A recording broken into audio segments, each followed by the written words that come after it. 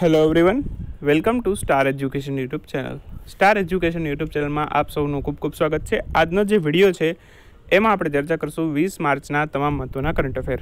Daily માત્ર 10 મિનિટની અંદર દિવસના જે પણ કાંઈ અગત્યના કરંટ અફેર હોય છે, જે તમારી પરીક્ષા માટે મહત્ત્વપૂર્ણ હોય છે, તમામ કરંટ અફેર માત્ર 10 મિનિટની અંદર કવર કરી લઈએ છીએ.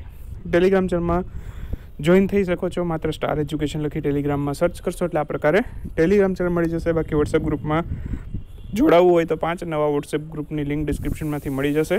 કોઈ પણ એક વોટ્સએપ ગ્રુપમાં જોડાઈ શકો છો. સૌથી પહેલાં તો વિડીયો શરૂ કરતાં પહેલાં આપણે તમને 5 ક્વેશ્ચન પૂછીએ છીએ. તો આજના 5 ક્વેશ્ચન છે તમારી સામે સ્ક્રીન ઉપર અવેલેબલ છે. તો સૌથી પહેલો ક્વેશ્ચન એમાં એવો છે કે વિશ્વ વન્યજીવ દિવસ છે એની ઉજવણી ક્યારે કરવામાં આવે છે. બીજો ક્વેશ્ચન છે કે અરુણ કુમાર સિંહ એમને કયા રાજ્યના નવા મુખ્ય સચિવ તરીકે નિયુક્ત કરવામાં આવેલા છે. ત્રીજો ક્વેશ્ચન છે કે ગ્લોબલ બાયો ઇન્ડિયા 2021 એનું ઉદ્ઘાટન કોના દ્વારા કરવામાં આવેલું. ચોથો ક્વેશ્ચન છે કે નાયબ મુખ્યમંત્રી તેમજ ગુજરાતના નાણામંત્રી છે નીતિનભાઈ પટેલ, એમણે 2021ના રોજ કેટલામું બજેટ રજૂ કરેલું, કેટલામી વખત, બરાબર. અને લાસ્ટ ક્વેશ્ચન છે કે ભારતના બંધારણમાં રાજ્યના બજેટ અંગેની જોગવાઈ છે કયા અનુચ્છેદની અંદર કરેલી છે. તો 5 ક્વેશ્ચન છે. કોમેન્ટમાં આનો આન્સર લખવાનો છે. તમારે જેટલા આવડે એટલાનો આન્સર આપવાનો પૂરો પ્રયત્ન કરવાનો છે. વિડીયોના એન્ડમાં તમને 5 ક્વેશ્ચનનો આન્સર મળી જશે. બાકી આપણે હાલમાં આ વખતથી પહેલી વખત મંથલી ઈ મેગેઝિન લોન્ચ કરી છે. તો પ્રાઇસ ₹20 છે. PDF સ્વરૂપે ઈમેલ આઈડીની અંદર તમને આખી ઈ મેગેઝિન મળશે. તો જાન્યુઆરી અને ફેબ્રુઆરી મહિનાનો મંથલી ઈ મેગેઝિનનો પાર્ટ લોન્ચ થઈ ગયેલો છે, બરાબર. તો ઓર્ડર કરવો હોય તો કરી શકો છો. શરૂ કરીએ હવે આજનો વિડીયો. 20 માર્ચના કરંટ અફેર. સૌથી પહેલો ક્વેશ્ચન આજના વિડીયોમાં. સૌથી વહેલો ક્વેશ્ચન, વિશ્વ ચકલી દિવસ, બરાબર. વિશ્વ ચકલી દિવસ છે, ક્યારે ઉજવાય છે? ચકલી દિવસ ઉજવાય છે 20 માર્ચે, એટલે આજે છે વિશ્વ ચકલી દિવસ, બરાબર. એક પ્રશ્ન પૂછું તમને, તમારા ગામમાં ચકલીઓ હાલમાં જોવા મળે છે કે કેમ? બરાબર. મોસ્ટલી અત્યારે સિટી એરિયાની અંદર તો આ સ્પેરો નામનું જે પક્ષી છે, અંગ્રેજીમાં સ્પેરો કહીએ, ગુજરાતીમાં ચકલી કહીએ આપણે, તો અત્યારે મોસ્ટલી સિટીની અંદર તો આ પ્રકારના પક્ષીઓ બહુ ઓછા જોવા મળે છે. બાકી હું જ્યાં રહું છું, બરાબર, ત્યાં તો જોવા મળે છે. આપના સિટીમાં જોવા મળે છે કે નહીં, એનો આન્સર આપ સૌ મને કોમેન્ટની અંદર જણાવશો. તો વિશ્વ ચકલી દિવસ છે, 20 માર્ચે ઉજવાય છે. દર વર્ષે 20 માર્ચે જ આ દિવસની ઉજવણી કરવામાં આવે છે. તો આ વખતે પણ 20 માર્ચના રોજ આની ઉજવણી કરવામાં આવેલી હતી, બરાબર. સૌપ્રથમ વખત વિશ્વ ચકલી દિવસ ક્યારે ઉજવાયો? તો સૌપ્રથમ વખત ઉજવાયેલો 2010માં. સૌથી પહેલી વખત ક્યારે ઉજવાયો? 2010માં, બરાબર. પ્રશ્ન એમ પૂછે કે હાલમાં કેટલામી વખતનો ચકલી દિવસ આપણે ઉજવીએ છીએ? તો હાલમાં છે, બરાબર, આપણે 22મો ચકલી દિવસ, 22મો નહીં, 12મો. 2021ના રોજ છે આપણે કેટલામાં ચકલી દિવસની ઉજવણી કરીએ છીએ? તો 12મો. આન્સર શું આવશે? 12મો, બરાબર. તો આટલા પોઈન્ટ યાદ રાખવાના, બરાબર. બાકી થીમ હજી સુધી મને સર્ચ કરી પણ તું જોવા નથી મળી. બાકી નેક્સ્ટ વિડીયોની અંદર જો થીમ કોઈ હશે તો આપણે અપડેટ કરી દઈશું. લાસ્ટ યરની થીમ તો ખ્યાલ છે કે આઈ લવ સ્પેરો હતી, પરંતુ આ વખતની કોઈ અપડેટ છે નહીં, બરાબર. તો એટલા માટે થઈને મેં અહીં થીમ કવર નથી કરેલી. ઓકે, ત્યારબાદ આગળ વધીએ તો ઇન્ટરનેશનલ હેપીનેસ ડે છે, એ પણ આપણે 20 માર્ચના રોજ જ ઉજવીએ છીએ. તો પ્રશ્ન એમ પૂછે કે આંતરરાષ્ટ્રીય ખુશી દિવસ, બરાબર, તો એની ઉજવણી પણ ક્યારે થાય છે? 20 માર્ચના રોજ, બરાબર. એકચ્યુઅલમાં હેપીનેસ એટલે પ્રસન્નતા થાય, તો અહીંયા ખુશીની જગ્યાએ તમારો સાચો વર્ડ શું હશે? પ્રસન્નતા. આંતરરાષ્ટ્રીય પ્રસન્નતા દિવસ છે, બરાબર, એની ઉજવણી ક્યારે કરવામાં છે? ખુશી કરતાં તો એનો અર્થ સાચો વધારે થાય હેપીનેસનો, પ્રસન્નતા, બરાબર. તો સાચો વર્ડ આપણે એ યુઝ કરશું, બરાબર. તો 20 માર્ચના રોજ એ પણ ઉજવાય છે. ઓકે, ઇન્ટરનેશનલ હેપીનેસ ડે 2021 માટેની થીમ છે, બરાબર. 2020માં પણ આ જ હતી, 2021માં પણ આ જ છે. તો 2021ની ઇન્ટરનેશનલ હેપીનેસ ડે માટેની થીમ યાદ રાખશું, happiness for all forever. Happiness for all forever છે આ વખતની થીમ છે. આ સિવાય આંતરરાષ્ટ્રીય જ્યોતિર્વિજ્ઞાન દિવસ પણ છે, એ 20 માર્ચે ઉજવાય છે. તો કેટલા દિવસો છે 20 માર્ચે ઉજવાય છે? પહેલો કયો જોયો? વિશ્વ ચકલી દિવસ. બીજું જોયું ઇન્ટરનેશનલ હેપીનેસ ડે. ત્યારબાદ ત્રીજો આપણે જોયો આંતરરાષ્ટ્રીય જ્યોતિષ વિજ્ઞાન દિવસ. બરાબર. આંતરરાષ્ટ્રીય જ્યોતિર્વિજ્ઞાન દિવસ છે, બરાબર, એ પણ ક્યારે ઉજવાય છે? 20 માર્ચે. 3 દિવસો તો જોઈએ. હજી એક કહું તમને, તો નેક્સ્ટ ક્વેશ્ચન છે, તાજેતરમાં સંયુક્ત રાષ્ટ્રનો ફ્રેન્ચ ભાષા દિવસ છે, એની ઉજવણી ક્યારે કરવામાં આવે છે? તો આન્સર તમને ખ્યાલ આવી ગયો, બરાબર, 20 માર્ચે.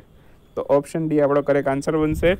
સંયુક્ત રાષ્ટ્રનો ફ્રેન્ચ ભાષા દિવસ પણ 20 માર્ચે ઉજવો. કેટલા બધા દિવસો 20 માર્ચે તો યાદ રાખવા પડશે આપણે પરીક્ષાની દ્રષ્ટિએ, બરાબર. તો સંયુક્ત રાષ્ટ્ર છે એની 6 ઓફિશિયલ લેંગ્વેજ છે. કેટલી છે? 6. પહેલાં તો ઓફિશિયલ લેંગ્વેજ કેટલી સંયુક્ત રાષ્ટ્રની? 6. કઈ કઈ છે? ફ્રેન્ચ, ચાઇનીઝ, અંગ્રેજી, સ્પેનિશ, રશિયન અને અરબી. કુલ આ 6 સંયુક્ત રાષ્ટ્ર યુનાઇટેડ નેશન્સની ઓફિશિયલ લેંગ્વેજ છે.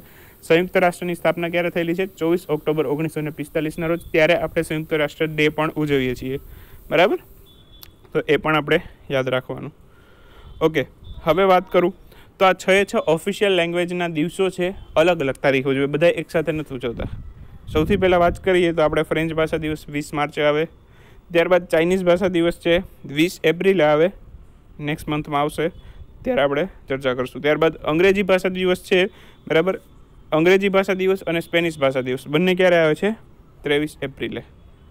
ત્યારબાદ રશિયન ભાષા દિવસ, રશિયન લેંગ્વેજ ડે ક્યારે આવે છે? 6 જૂને.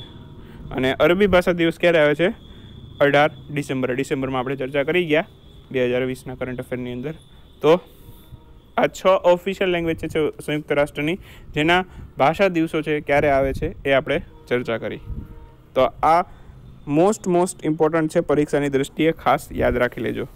તો 20 તારીખે આપણે કેટલા અગત્યના દિવસો જોયા, એક ચર્ચા કરી. એક તો જોયો વિશ્વ ચકલી દિવસ, ત્યારબાદ ઇન્ટરનેશનલ હેપીનેસ ડે, અને એના પછી જોયો આંતરરાષ્ટ્રીય જ્યોતિર્વિજ્ઞાન દિવસ, એ પણ 20 માર્ચે આવે છે. અને સંયુક્ત રાષ્ટ્રનો ફ્રેન્ચ ભાષા દિવસ, એ પણ ક્યારે આવે છે? 20 માર્ચે. તો એટલા દિવસો છે 20 માર્ચે આવે છે, યાદ રાખી લેવાના છે, બરાબર. ઓકે, આગળ વધશું. હવે નેક્સ્ટ ક્વેશ્ચન છે કે આંતરરાષ્ટ્રીય shooting world cup, ISSF shooting world cup છે, બરાબર, એનું 2021નું આયોજન છે કયા દેશમાં કરવામાં આવેલું છે? તો ISSF શૂટિંગ વર્લ્ડ કપ છે 2021નો, એનું આયોજન કયા દેશમાં કરવામાં આવેલું એવું પૂછે તો ભારતમાં કઈ જગ્યાએ થયું? દિલ્હીમાં, બરાબર. તો ભારતમાં પૂછે તો કઈ જગ્યાએ? દિલ્હીમાં. અને બાકી આંતરરાષ્ટ્રીય શૂટિંગ વર્લ્ડ કપ છે એનું આયોજન ભારતમાં દિલ્હી ખાતે આ વર્ષે થશે. 2021નો જે વર્લ્ડ કપ છે ભારતમાં દિલ્હી ખાતે યોજાવાનો છે.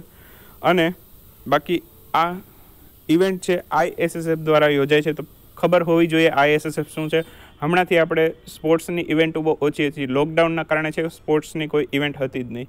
તો મોસ્ટલી સ્પોર્ટ્સનું આપણે બહુ કવર નહોતું થયેલું, અને કદાચ તમે આ ભૂલી ગયા હશો. બાકી જો તમે રેગ્યુલરલી 1-2 વર્ષથી મારા કરંટ અફેર સ્ટડી કરતા હશો તો ISSF વિશે તો જ્યારે પણ ચર્ચામાં હોય ત્યારે હું કવર કરતો જ હતો. તો તમને એ વખતે હું આનું બહુ રિવિઝન કરાવેલું મેં. ISSF છે એનું પૂરું નામ શું થાય કે ઇન્ટરનેશનલ શૂટિંગ સ્પોર્ટ્સ ફેડરેશન.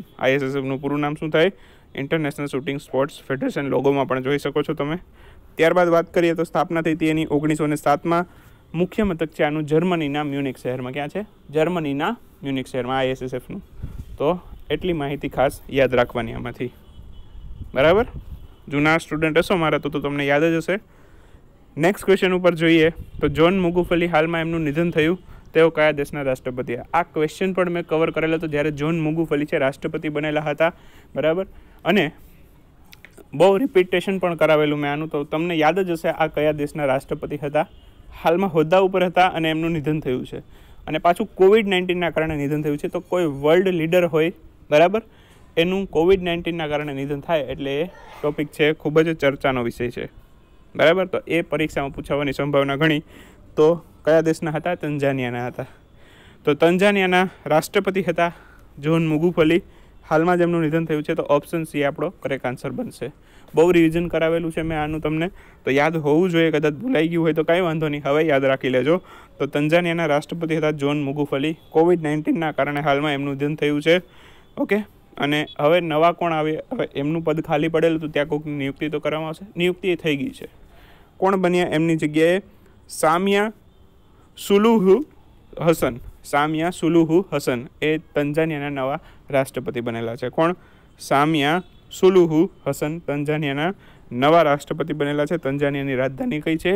ડોડોમાં છે. તંજાનિયાનું ચલણ છે કયું છે? શેલિંગ છે. રાજધાની કઈ છે તંજાનિયાની? ડોડોમાં છે. અને તંજાનિયાનું ચલણ છે કયું છે? શિલિંગ.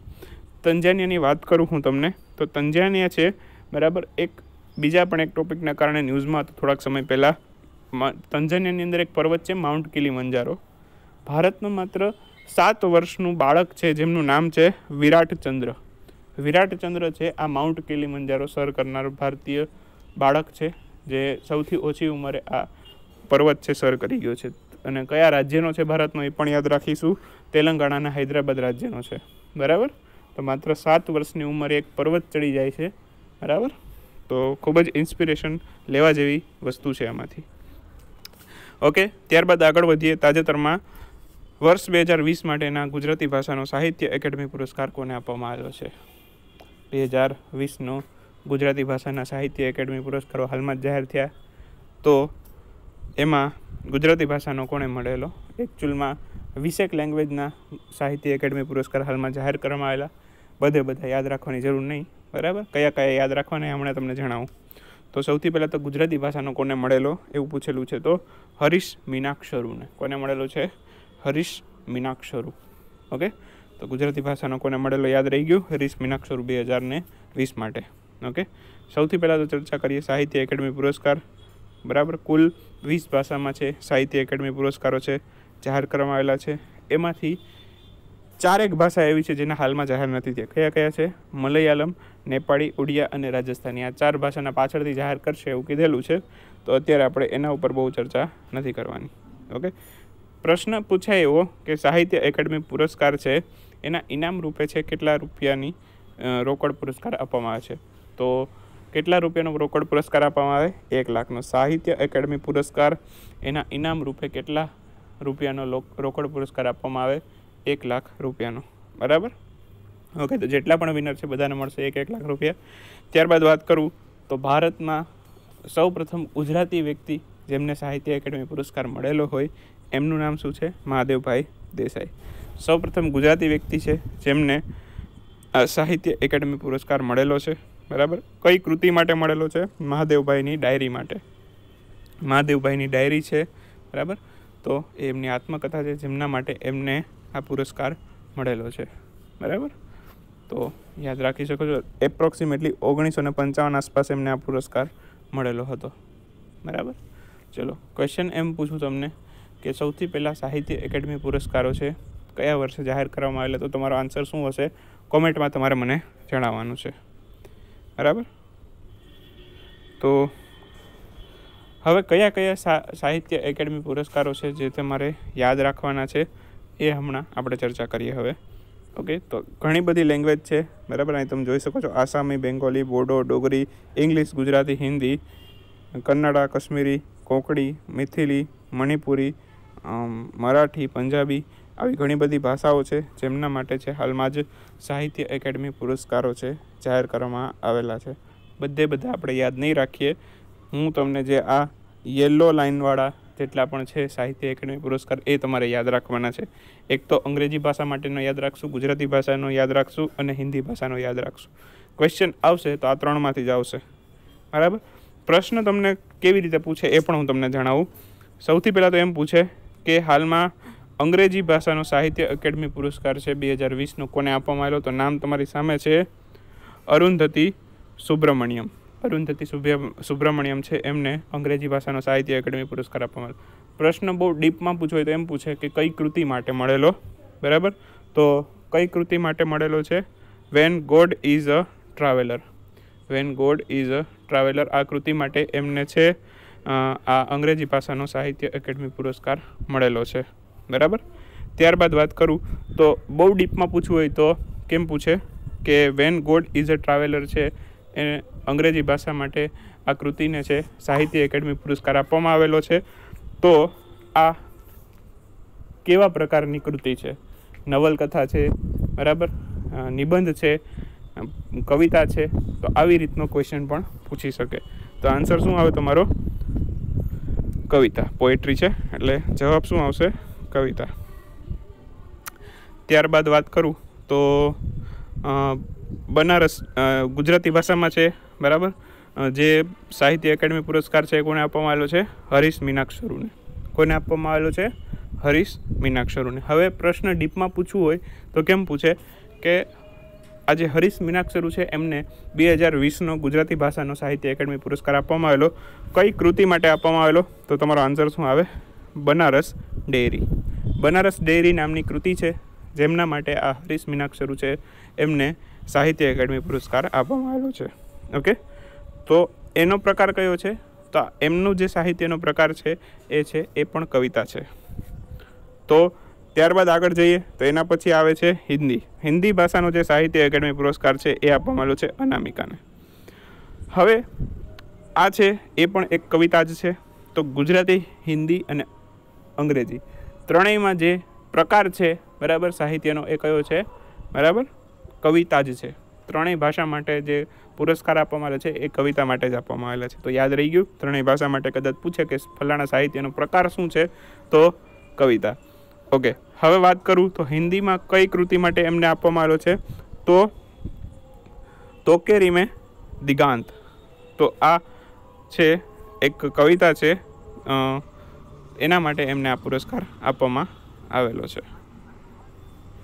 ત્યારબાદ આગળ જઈએ તો આ સ્લાઇડમાંથી તમારે એક પણ પુરસ્કાર યાદ રાખવાની જરૂર નથી. જે લોકો જીપીએસસીની તૈયારી કરે છે કદાચ એમને યાદ રાખવા હોય તો યાદ રાખી શકે છે. મેં મેગેઝિનની અંદર બધા જ ઇન્ક્લુડ કરી દીધા છે. બરાબર, બાકી જે લોકો ગૌણ સેવાની વર્ગ 3ની તૈયારી કરે છે એ લોકોને માત્ર 3 પુરસ્કારો યાદ રાખવાની જરૂર છે: ગુજરાતી, હિન્દી, અંગ્રેજી અને એક ચોથો સંસ્કૃત માટેનો યાદ રાખશું. સંસ્કૃત માટેનો જે સાહિત્ય એકેડમી પુરસ્કાર છે એ એક નવલકથાને આપવામાં આવેલો છે જેનું નામ છે વૈશાલી. બરાબર, કોણે લખેલી છે એ પણ યાદ રાખશું: મહેશચંદ્ર શર્મા ગૌતમ. મહેશચંદ્ર શર્મા ગૌતમ દ્વારા આ લખવામાં આવેલી છે. તો એટલું યાદ રાખશું. તો કુલ 4 પોઈન્ટ આપણે યાદ રાખવાના છે: ગુજરાતી, હિન્દી, અંગ્રેજી અને સંસ્કૃત ભાષાના સાહિત્ય એકેડમી પુરસ્કારો છે આપણે યાદ રાખશું. ઓકે, આગળ વધીએ તો હવે ચર્ચા કરીએ આજના ક્વિક ન્યૂઝની. ક્વિક ન્યૂઝમાં સૌથી પહેલો ક્વેશ્ચન આજના વિડીયોની. બીજી એક મહત્ત્વની વાત, આજનો જે બંધારણનો લેક્ચર છે એમાં આપણે ભારતનું સંઘ અને તેના રાજ્ય ક્ષેત્ર વિશે છે ચર્ચા કરવાના છીએ. તો જે લોકોને બંધારણની પ્રીમિયમ લેક્ચર સિરીઝની અંદર જોડાવાની ઈચ્છા હોય તો નીચે સબસ્ક્રાઈબના બટનની બાજુમાં જોઈન બટન લખેલું દેખાશે. માત્ર 119 રૂપિયાનું પેમેન્ટ કરી અને તમે બંધારણની પ્રીમિયમ લેક્ચર સિરીઝની અંદર જોડાઈ શકો છો. બરાબર, પ્રશ્ન સીધો એમ પૂછે કે રાષ્ટ્રધ્વજ છે એમાં કેટલા રંગોનો સમાવેશ થાય છે? મોસ્ટલી બધા 3 આન્સર લખીને આવે. બરાબર, પણ તમને ખબર હોય તો વચ્ચે એક છે સફેદ પટ્ટામાં 24 આરાવાળું એક અશોક ચક્ર છે જે ભૂરા રંગનું છે. તો કુલ કેટલા રંગો થયા? હવે તમે મને કહો કેટલા રંગ થયા? 4 રંગ થયા. કેટલા રંગ થયા? 4. તો પ્રશ્ન તમને એમ પૂછે કે રાષ્ટ્રધ્વજના કેટલા રંગના પટ્ટા જોવા મળે? તો તમારો આન્સર થશે 3. પ્રશ્ન એમ પૂછે રાષ્ટ્રધ્વજ કુલ કેટલા રંગોનો બનેલો છે? તો હવે તમે શું લખશો?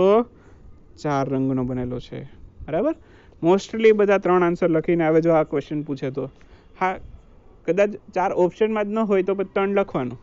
બરાબર, કેમ કે આપણે જે આપણો રાષ્ટ્રધ્વજ છે બરાબર એને તિરંગો પણ કહીએ છીએ. 3 રંગના પટ્ટા હોવાથી આપણે એને તિરંગા તરીકે પણ ઓળખીએ છીએ. રાષ્ટ્રધ્વજ છે મુખ્યત્વે એમાં 3 રંગના પટ્ટા હોય: કેસરી, સફેદ અને લીલો, અને વચ્ચે ભૂરા રંગનું 24 આરાવાળું અશોક ચક્ર હોય. બરાબર, તો એ ખાસ યાદ રાખશું આપણે. બરાબર, તો ફરી વખત રાષ્ટ્રધ્વજ છે બરાબર એ કેટલા રંગનો બનેલો છે એવું પૂછે તો 4: કેસરી, સફેદ અને લીલો, અને વચ્ચે 24 આરાવાળું અશોક ચક્ર. બરાબર, તો એ ખાસ ધ્યાન રાખવાનું. બરાબર, પ્રશ્ન એમ પૂછે કે રાષ્ટ્રધ્વજના અશોક ચક્રમાં 2 આરા વચ્ચેનો ખૂણો કેટલો? આખું ચક્ર કેટલાનું હોય? 360નું. બરાબર, 360 ભાગ્યા તમે 24 કરો બરાબર, તો તમને 1 આરો કેટલા ડિગ્રીનો એ તમને મળી જાય. ઓકે, તો એપ્રોક્સિમેટલી કદાચ તમે આના છેદ ઉડાડો ને તો એપ્રોક્સિમેટલી કદાચ 15 આવે. બરાબર, જોવું હોય તો જોઈ જોજો. બરાબર, 24 ગુણ્યા આપણે 15 કરીએ તો 15 ચોક 60. બરાબર, અને વધી પડી 6, 15 દુ 30 ને 6 36. ઓકે, તો 15 જવાબ આવે. 2 આરા વચ્ચેનો ખૂણો કેટલો? બરાબર, તો એમાં જવાબ શું આવે? 15. તો ખ્યાલ આવી ગયો. આગળ વધીએ હવે. તો 3 રંગો હોવાથી આને ત્રિરંગો પણ કહેવાય. હવે બીજું, રાષ્ટ્રધ્વજ છે એમાં લંબાઈ અને પહોળાઈનો ગુણોત્તર કેટલો એવું પૂછે. બરાબર, તો લંબાઈ અને પહોળાઈનો ગુણોત્તર કેટલો? 3:2. પ્રશ્ન તમને ઊંધો કરીને પૂછે કે પહોળાઈ અને લંબાઈનો ગુણોત્તર કેટલો, તો તમારો આન્સર શું થઈ જાય? 2:3. લંબાઈ અને પહોળાઈનો ગુણોત્તર કેટલો? 3:2. ખાસ યાદ રાખજો, લંબાઈ પહોળાઈનો ગુણોત્તર 3:2, પણ પહોળાઈ લંબાઈ પૂછે તો 2:3. ગમે એક યાદ રાખજો, 2 યાદ રાખશો તો કન્ફ્યુઝ થઈ જશો. ત્યારબાદ ભારતનો જે રાષ્ટ્રધ્વજ છે એની સૌ પ્રથમ ડિઝાઇન કોણે તૈયાર કરી એવું પૂછે તો યુરોપમાં મેડમ ભીખાજી કામાએ. બરાબર, મેડમ ભીખાજી કામા, બરાબર, એમણે યુરોપમાં સૌ પ્રથમ વખત છે રહીને રાષ્ટ્રધ્વજની ડિઝાઇન કરી. આ તમે સૌથી પહેલો રાષ્ટ્રધ્વજ જોશો, બરાબર, એમાં ભારત પાકિસ્તાન બંને ભેગા હતા, એટલે આ પ્રકારનો રાષ્ટ્રધ્વજ છે બનાવેલો હતો મેડમ ભીખાજી કામાએ. વચ્ચે વંદે માતરમ લખેલું છે, બરાબર, ચાંદો છે, બાકી લીલા રંગનો પટ્ટો જોવા મળે છે. તો આ બધું જોઈ શકો છો તમે રાષ્ટ્રધ્વજની અંદર. કમળના પુષ્પો છે. તો મેડમ ભીખાજી કામાએ યુરોપમાં રહીને આ ડિઝાઇન તૈયાર કરેલું હતું. બીજું કદાચ થોડુંક ડિટેલમાં લઈ જાઓ તમને, તો સૌથી પહેલું વિદેશમાં રાષ્ટ્રધ્વજ કોણે ફરકાવેલો એવું પૂછે તો પણ એમાં પણ નામ આવે મેડમ ભીખાજી કામાનું. કઈ જગ્યાએ? જર્મનીના સ્ટુટગાર્ટ શહેરની અંદર છે મેડમ ભીખાજી કામા છે, એમણે સૌ પ્રથમ વખત છે રાષ્ટ્રધ્વજ ફરકાવેલો હતો. તો આ બધું યાદ રાખવાનું તમારે પરીક્ષાની દ્રષ્ટિએ. ત્યારબાદ આગળ વધીએ તો ભારત છે, ભારતની અંદર છે સૌ પ્રથમ તિરંગો કોણે લહેરાવ્યો એવું પૂછે તો જવાબ આવે જવાહરલાલ નહેરુ. ભારતની અંદર સૌ પ્રથમ તિરંગો કોણે લહેરાવ્યો એવું આવે પૂછે તો જવાબ તમારો શું થઈ જશે? જવાહરલાલ નહેરુ. રાવી નદીના તટ ઉપર લહેરાવેલો કઈ તારીખે?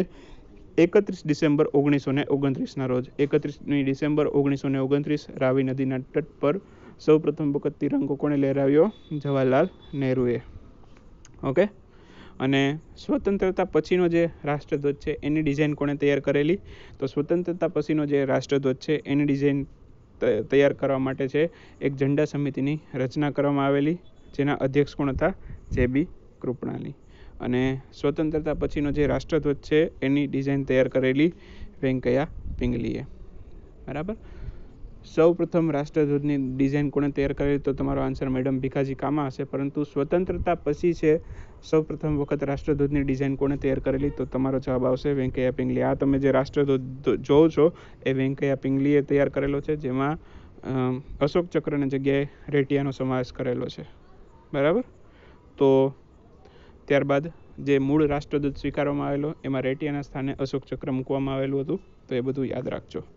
બરાબર. અને જે ઝંડા સમિતિની રચના થઈ હતી, બરાબર, એના અધ્યક્ષ કોણ હતા? જે.બી. કૃપલાની. આગળ પણ ચર્ચા કરેલી હતી, ફરી વખત યાદ રહી જશે તમને. બરાબર. જે.બી. કૃપલાની ઝંડા સમિતિના અધ્યક્ષ હતા.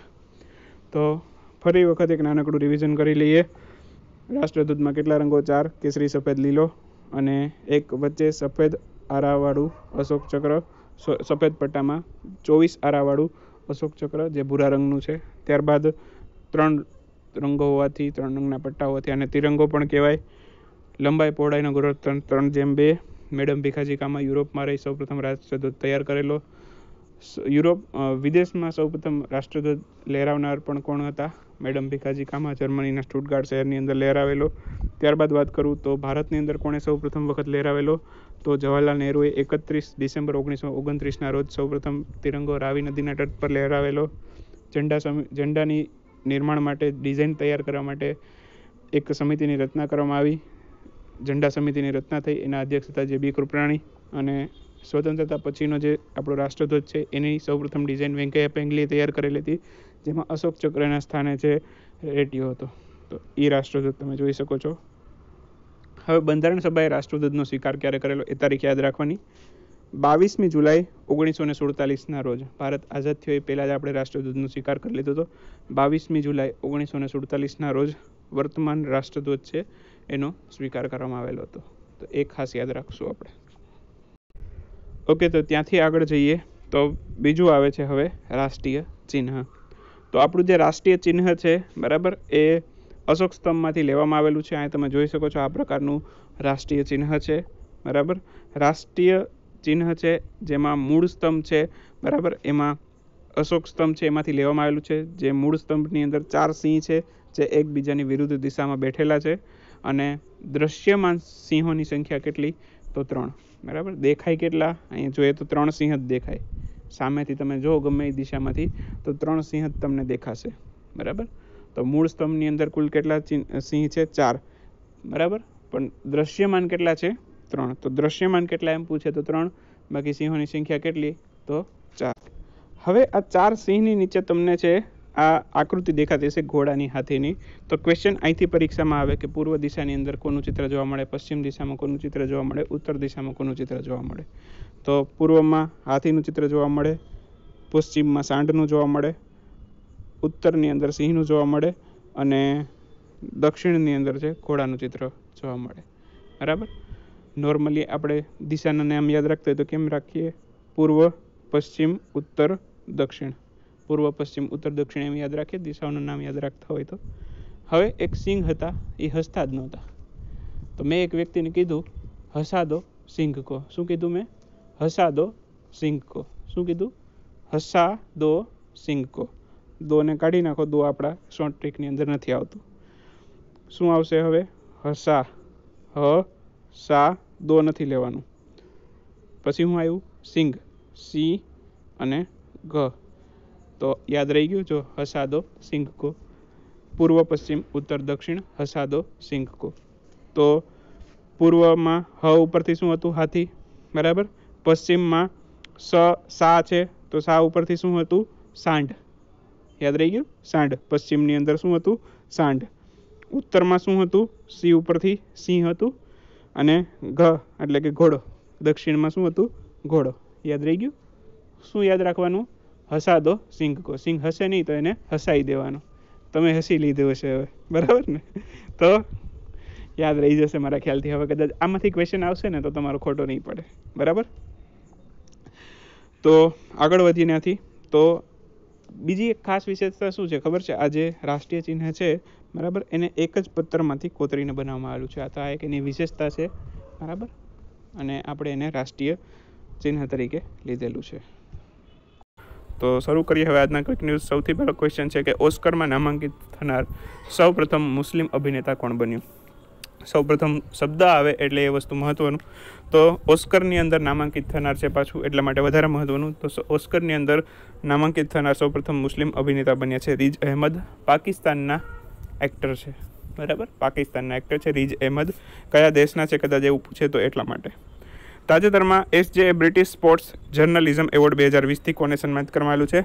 તો SJ બ્રિટિશ સ્પોર્ટ્સ જર્નલિઝમ એવોર્ડથી સન્માનિત કરવામાં આવેલું છે માઇકલ હોલ્ડિંગને. વેસ્ટ ઇન્ડિઝના વ્યક્તિ છે માઇકલ હોલ્ડિંગ, જેમને આ પુરસ્કાર આપવામાં આવેલો છે.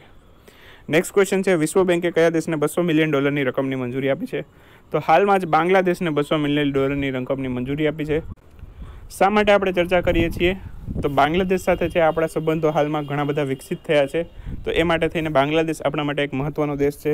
ભારતના વડાપ્રધાન નરેન્દ્રભાઈ મોદી છે ત્યાં ચીફ ગેસ્ટ તરીકે જવાના છે એમના સ્વતંત્રતા દિવસ ઉપર. 26 માર્ચે બાંગ્લાદેશનો સ્વતંત્રતા દિવસ પણ છે. તો એટલા માટે છે આ બધું મહત્ત્વનું છે આપણા માટે. નેક્સ્ટ ક્વેશ્ચન છે battle ready for 21st century નામનું પુસ્તક છે કોણે લખેલું છે? Battle ready for 21st century આ પુસ્તક રિલીઝ કોણે કરેલું છે? લેખક પછી ચર્ચા કરીએ. પહેલાં જોઈએ કે રિલીઝ કોણે કરેલું. રિલીઝ કરેલું છે જનરલ બિપિન રાવતે. બરાબર. બિપિન રાવત. હાલમાં બિપિન રાવત કયા હોદ્દા ઉપર છે? યાદ હોવું જોઈએ. બિપિન રાવત છે કયા હોદ્દા ઉપર છે તમને યાદ હોવું જોઈએ. કોમેન્ટમાં આન્સર લખજો. બરાબર. ત્યારબાદ વાત કરું તો આના લેખક કોણ છે? લેખક છે lieutenant general AK Singh. Lieutenant general AK Singh છે જેમણે આ પુસ્તક લખેલું છે battle ready for 21st century, launch કરેલું બિપિન રાવતે. નેક્સ્ટ ક્વેશ્ચન જોઈએ તો તાજેતરમાં કેન્દ્ર સરકારે નેશનલ ટેકનિકલ ટેક્સટાઇલ મિશન છે એને કેટલા વર્ષ માટે મંજૂરી આપી છે? તો નેશનલ ટેકનિકલ ટેક્સટાઇલ મિશનને 4 વર્ષ માટે ભારત સરકારે મંજૂરી આપી છે. તો એક્સટેન્ડ કરી દીધું છે 4 વર્ષ માટે. નેક્સ્ટ ક્વેશ્ચન છે તાજેતરમાં કયા રાજ્યની મહિલા પહેલવાન જેનું નામ છે રિતિકા ફોગટ એમનું નિધન થયું છે? તો મોસ્ટલી ફોગટવાળા જેટલા પણ મોસ્ટલી પહેલવાન હોય છે હરિયાણા રાજ્યમાંથી હોય છે. તો આન્સર આવશે હરિયાણા. બરાબર. વિનેશ ફોગટ લઈ લ્યો તમે. બજરંગ પુનિયા છે એ પણ હરિયાણાના છે, તો એ પણ સાથે સાથે યાદ રાખી શકો છો. તો હાલમાં જે રિતિકા ફોગટ છે એનું નિધન થયું છે. હરિયાણા રાજ્યના કુસ્તીના ખેલાડી હતા.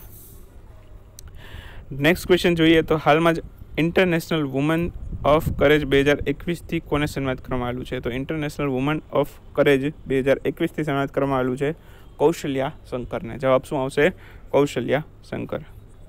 આગળ જઈએ તો તાજેતરમાં મદુદ અહેમદનું નિધન થયું. તેઓ કયા દેશના પ્રધાનમંત્રી હતા? તો મદુદ અહેમદ છે હાલમાં જ બાંગ્લાદેશના પ્રધાનમંત્રી, પૂર્વ પ્રધાનમંત્રીઓ ફ્રેન્ડ્સ શું આવશે? પૂર્વ પ્રધાન. હાલમાં તો કોણ છે? શેખ હસીના છે. બાંગ્લાદેશમાં ભૂતપૂર્વ વડાપ્રધાન હતા, બરાબર. હાલમાં જ એમનું નિધન થયું છે. મદુદ અહેમદ, બાંગ્લાદેશ. હાલમાં કોણ છે? શેખ હસીના. તાજેતરમાં કયા રાજ્યના રાજ્યપાલ એમના દ્વારા ડોન અંડર ધ ડોન નામની એક બુક જાહેર કરવામાં આવી છે? તો ડોન અંડર ધ ડોમ, થોડાક શબ્દ સરખા છે એટલે બોલવામાં થોડુંક ટંગ ટ્વિસ્ટ થઈ જાય. તો ડોન અંડર ધ ડોન, તો આ રિલીઝ કરી છે મહારાષ્ટ્રના રાજ્યપાલે. મહારાષ્ટ્રના રાજ્યપાલનું નામ યાદ રાખશું, ભગતસિંહ કોશ્યારી. મુખ્યમંત્રી પણ યાદ હોવા જોઈએ, ઉદ્ધવ ઠાકરે, બરાબર. આગળ જઈએ તો તાજેતરમાં કયા દેશ દ્વારા વિશ્વનો સૌપ્રથમ તરતો સોલાર ફાર્મ છે એનું નિર્માણ કરવામાં આવ્યું છે? આપણે વિશ્વનો સૌથી મોટો શું કહેવાય તરતો સોલાર પાર્ક બનાવીએ છીએ, એ લોકો નામ આપે છે ફાર્મ, બરાબર. તો નામ બદલી નાખ્યું એટલે એ લોકોનું પણ વિશ્વનું સૌથી મોટું થઈ ગયું. તો વિશ્વનો સૌથી મોટો તરતો સોલાર ફાર્મ બનાવે છે સિંગાપોર. અને ભારતમાં સૌથી મોટો જે તરતો સોલાર પાર્ક બનાવવામાં આવશે એ કયા રાજ્યમાં બનાવવામાં આવશે? મધ્યપ્રદેશમાં. પૂછાઈ ગયેલો પ્રશ્ન STIની અંદર. STIનું જે પેપર હતું હાલમાં જ લેવાયેલું હતું, તો એમાં પ્રશ્ન એવો હતો કે કંઈક પેલો સૌથી મોટો તરતો સોલાર પાર્ક છે એ કયા સ્થળે બનાવવામાં આવશે? ઓપ્શન એવા આપેલા હતા, મધ્યપ્રદેશનું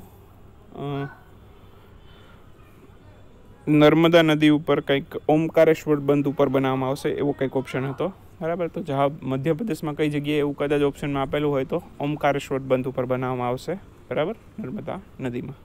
તો ખાસ યાદ રાખજો. બાકી હાલમાં બંધારણનો 7મો લેક્ચર આપણે પબ્લિશ કરીએ છીએ આજના દિવસે. સંઘ અને રાજ્ય વિશે આજે 7મો લેક્ચર છે બંધારણની લેક્ચર સિરીઝની અંદર.